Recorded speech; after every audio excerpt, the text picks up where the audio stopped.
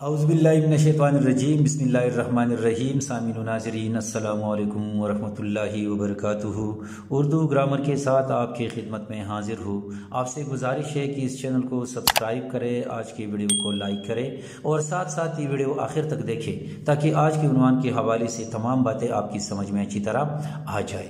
آج ہم نے ایک نثر نگار کی نثر پر تنقیدی نوٹ لکھنے کا ارادہ کیا ہوا ہے۔ وہ نثر نگار ہے آغا حشر کاشمیری۔ تو پہلے آپ یہ عنوان دیجئے کہ آغا حشر کاشمیری کی ڈرامہ نگاری پر تنقیدی نوٹ، نثر نگاری پر تنقیدی نوٹ یا نثری خصوصیات وغیرہ، یہ پہلے آپ یہ عنوان دیجئے، اس طرح کا سوال آتا ہے۔ پھر آپ اس طرح شروع کریں کہ اردو ڈرامہ نگاروں میں ایک اہم نام آغا حشر کاشمیری کا ہے، جنہوں نے ادبی زندگی کا آغاز شاعری سے کیا، اس لیے وہ بنیادی طور پر شاعر تھے، لیکن دوران طالب علمی احسن لکھنوی کے ایک ڈرامے سے اس قدر متاثر ہوئے کہ ڈرامہ نگاری کو ہی اپنا اوڑھنا بچھونا بنا لیا اور کم عمری ہی میں شہرت حاصل کی۔ آغا حشر کاشمیری نے اردو ڈراموں میں ایک نئی جہت پیدا کی اور سٹیج ڈراموں کو بازاری پن اور عامیانہ ماحول سے نکال کر خالص ادبی صنف بنا دیا۔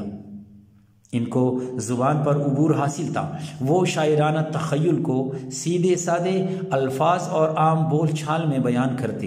ان کی بدیہہ گوئی بہت مشہور ہے، وہ اتنی جلدی اشعار کہتے تھے کہ سننے والوں کو حیرت ہوتی۔ ان کے ڈراموں کی کامیابی میں ان کا شاعرانہ اسلوب بھی کار فرما ہے۔